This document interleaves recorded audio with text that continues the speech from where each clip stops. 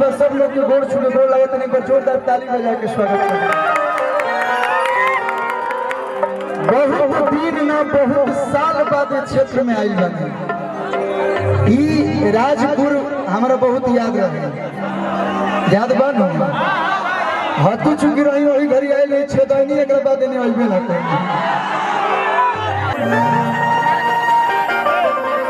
बनी तकदीर हमारी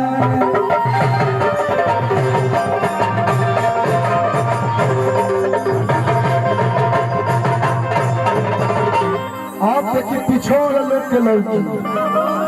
इधर को बैठा दी हम बैठा देते बैठ जाता ये घर के कार्यक्रम आप लोग के कार्यक्रम है आज जरा जो पीछे बा वो इतना ना यूट्यूब चैनल पे काला जी गिर वालों घर यूट्यूब पे देख लेंगे। बात सही हम सही कहा दिन तब तो 13-14 साल से टिकल बनी आई एगो गीत बड़ी आप लोग लॉकडाउन में सुनने रहे देवी माई के गीत ना गाई लोग गीत से स्टार्ट करते हैं माई के याद करें कि एगो बॉयफ्रेंड अपना गर्लफ्रेंड के फोन लगौले बा कहता हेलो कहाँ बाड़ू कहती अभी हल्दी लागत बाद में फोन करी हो कहता देखा है हल्दी लागत है ने हमरा पानी चढ़ाता केने बाड़ू तनी साइड हट तनी पहले बात करे के बा साइड हटल भैया पिया के मोर पानी चढ़ाता के करा के दे हमरा के की करा के ना ए संगठिया गोल मुड़ी जा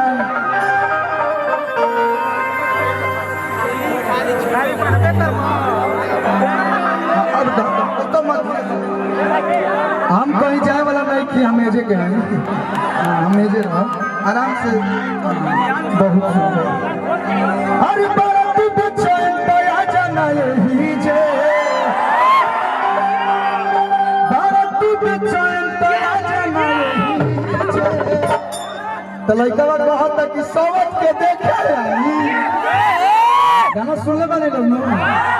कि पहरा दुआरा पर बजत होई डीजे जिमी जिमी जिमी आजा आजा आजा पहरा दुआरा पर बजत होई डीजे हाय दीवाना के सुरताल रे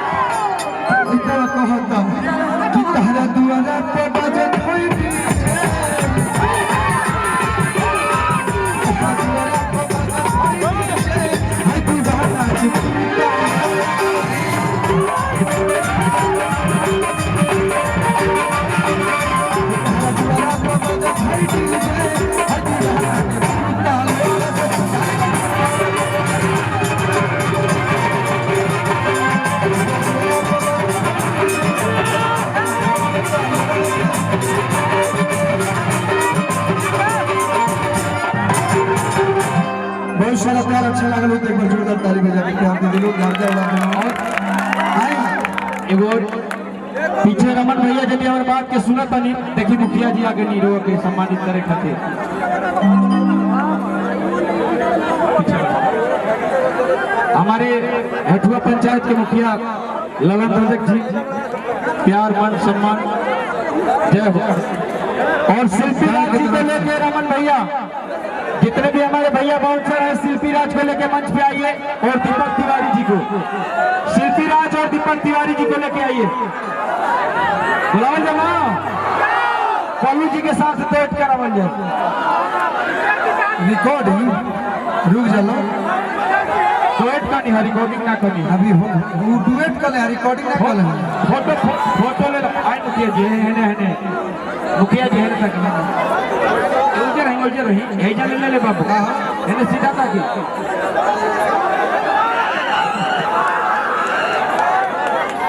तनी ताक दी फोटो ले ले बाबू फोटो ले ले फोटो ये सब पैसा थो ना ये सब प्यार है लोग जाना था कि परचेस भी कहलू तो कल पैसा उसे लेके ना लेकिन गड़िया में डीजल पानी लागे कलाकार वैसे ही ना घर चलो चलिए सर प्यार हेमंत से स्वागत अभिनंदन बा ये भौजी का है फागुन नहीं गाँव में यही गाड़ी ये मधु जी हैं उठवा से मधु चूहा मधु का दर्द चुगल बड़ी यूट्यूब पर दिमाग लेकर बचाई डाल से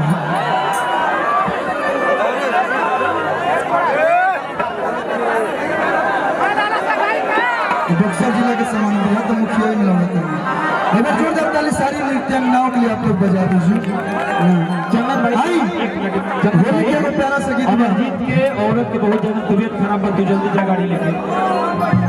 कहाँ पर ड्राइव बता वहाँ पीछे बोला बता लो जल्दी चले जा हाँ अमरजीत के आई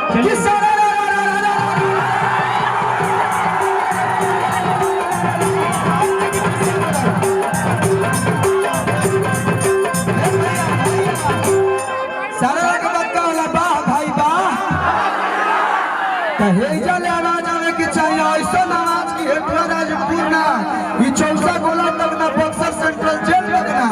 हमारा हवेली तक सुना जाए के चाहिए।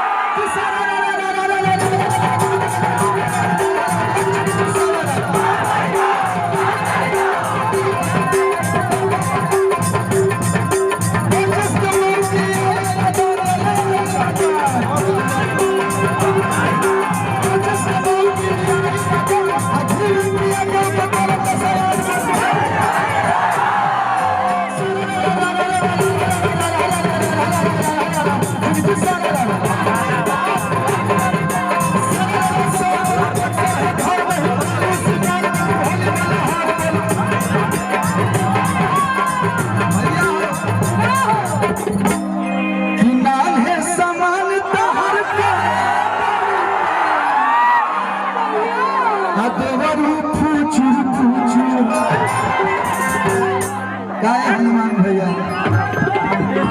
फिर से भीड़ लगे लगा हाथी चुकी पिचकारी हमारा नहीं है बक्सर जिला लगा लगा होला कि हनुमान है समान तार को मरता ये देवरू फूचुर फूची अच्छे के पिचकारी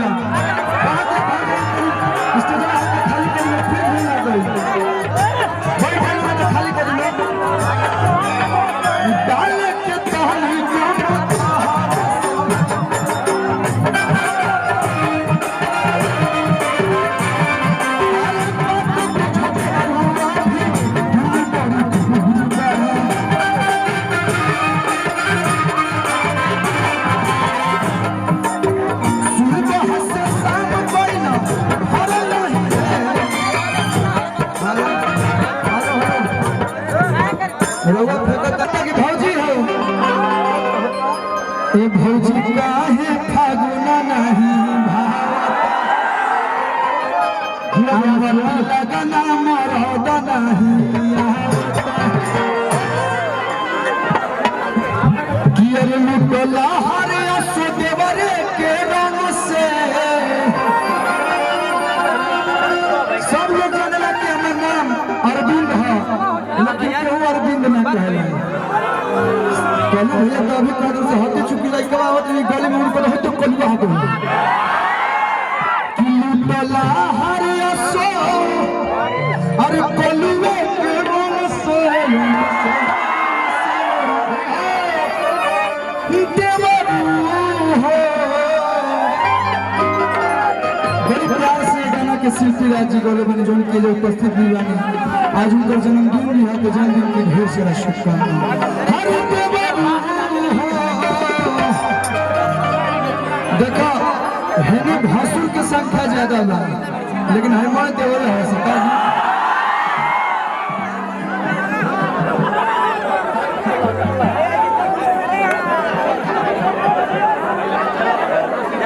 अच्छा एक बार जोरदार ताली बजा दी लोग ये शिल्पी राज जी जोरदार ताली बजा हाल फिलहाल में जितना गाना रे वो लोग सुनते हैं लोग चाहे मोनी हो हम डाल के दर्द से भाभी जी सारी सरिया लीजिए खरिया में आइए फरिया लीजिए देवर इनका जन्मदिन खातिर बक्सर जिला से जोरदार ताली बजा दे हाई ताली बर्थडे गिफ्ट है कम से कम 20 सेकंड तक जोरदार ताली बजाते रहेंगे जोरदार ताली बजा दी मंच पर केहू कल करके छोड़ा के सबको उतर जाए भाई का काहे के